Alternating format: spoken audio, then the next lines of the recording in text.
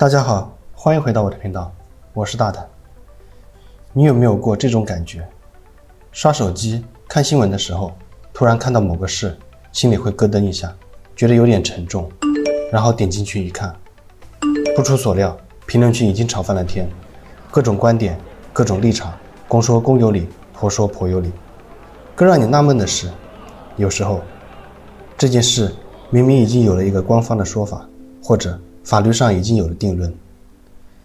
但底下的讨论、质疑，甚至是愤怒，却依然没有平息。这就不只是简单的不理解那么简单了吧？为什么有些事越是想给个明确的答案，反而越是让人觉得迷茫，觉得哪里不对劲？今天咱们就来聊聊这个有点不舒服的感觉到底来自哪里。就像前段时间大家讨论的山西大同订婚强奸案，关于他的法律审判现在算是告一段落了，二审也维持了原判。可以说从法律程序上看，他似乎已经有了一个明确的结论。但奇怪的地方恰恰在这里，判决下来了，事情好像并没有真正平息。你看网上的讨论，线下的议论，那种失望，那种焦虑的情绪反而更加强烈。很多人关心的似乎早已经不是判决书上的那几个字，而是这件事儿背后大家感受到的那种普遍的不安，那种不知道如何处理两性关系，如何看待婚姻的寒蝉效应。所以你看，这个事它早就不只是一个孤立的法律案件了，它更像是一个引爆点，一个症状，把我们社会里积累已久的一些深层问题和情绪全都炸了出来。它激起的涟漪远远超出了法律的范畴，触碰到了信任、关系，乃至我们每个人对公平正义的认知。接下来咱们就层层剥开，看看这背后到底藏着些什么。刚才我们说，一个案子激起了这么大的涟漪，不是因为它本身有多么特殊或者离奇，而更像是一个信号，触碰到了我们内心深处一些关于信任、关于理所当然的认知基础，正在悄悄松动。这种感觉不是凭空出现的，你想想，在过去这些年，我们看到过多少类似的让人心里觉得别扭、看不懂的公共事件，那些争议，那些疑问，好像一次次都没有得到一个真正让人信服的解释或解决，他们没有消失，只是日复一日的积累下来，就像一个看不见的压力锅，里面的气压越来越高。当大家心里对某个体系的公信力开始打上问号，甚至觉得它靠不住的时候，接下来发生的事情就变得很无奈了。因为当基本的信任基础被动摇，即使这次摆在你面前的判决，从法律条文、从程序上看，也许是完全公正、完全挑不出毛病的，你或者说很多人还是会下意识地产生怀疑，还是会觉得这里面是不是还有我不知道的问题，那种理所当然的相信已经不见了。而这可能才是最让人觉得无力和担忧的地方。那么除了大家对公信力的普遍担忧，这个案子有没有在法律操作层面也触碰到一些更深更基础的问题呢？有那么一个视角，叫做法律的视角。从这个角度看，它指出了一个我们可能一直混淆的概念。它区分了两个概念，一个是原始事实，就是当时当刻，从上帝视角看，真实发生一秒不差的一切；另一个叫做法律事实，这是法庭上法官只能根据控辩双方提供的证人证言、物证等各种证据，像拼拼图一样努力拼凑还原出来的那个最接近真相的版本。你想，法官不是神，他不可能看到，也不可能完全知道原始事实，他能依赖的只有摆在眼前的这些拼图证据。所以法律判决只能基于法律事实，而不是那个完美的我们想象中的原始事实。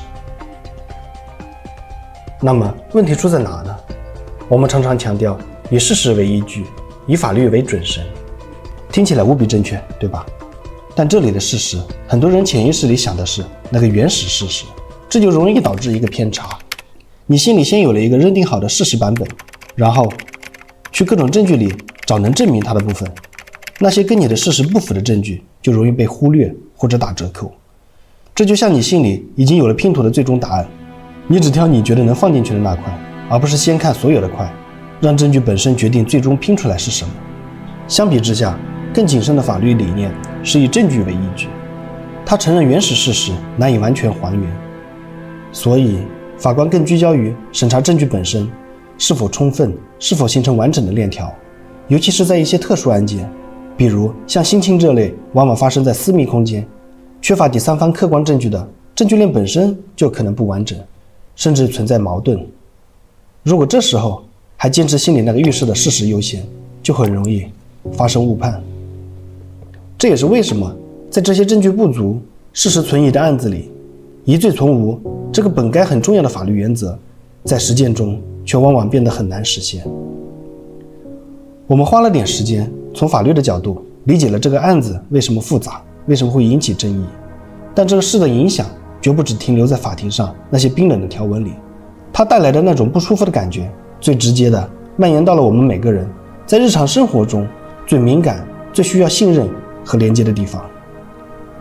对，我说的就是人与人之间的关系，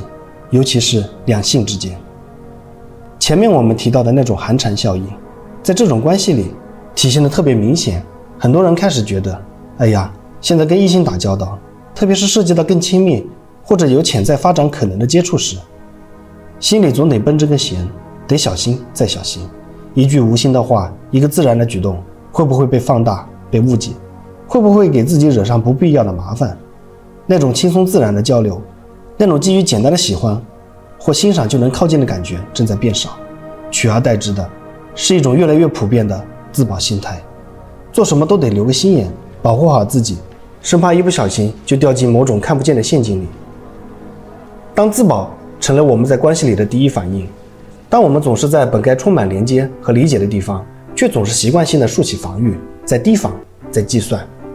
我们是不是也正在失去一些更宝贵的东西，比如最纯粹的善意、毫无戒备的信任，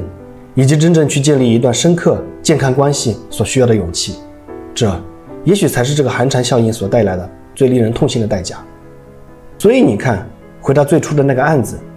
它本身或许会随着时间的推移慢慢淡出公众的视野，成为历史事件簿上的一个记录，但是它作为一面镜子照出来的那些问题，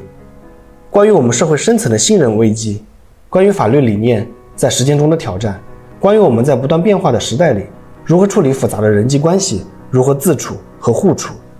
这些并不会自动消失。我们的目的从来不是要对任何一个具体的人或事下简单的结论或者进行批判，而是希望能通过这样一次尝试，和你一起更深入的去理解那些不舒服的感觉来自哪里，更清晰的看到冰山下的那些暗流，更好的认识我们所处的这个时代，以及它带给我们的那些无法回避的挑战。面对这些，或许没有简单的答案，也没有一蹴而就的解决方案。你的想法是什么？欢迎在评论区分享，咱们下期再见。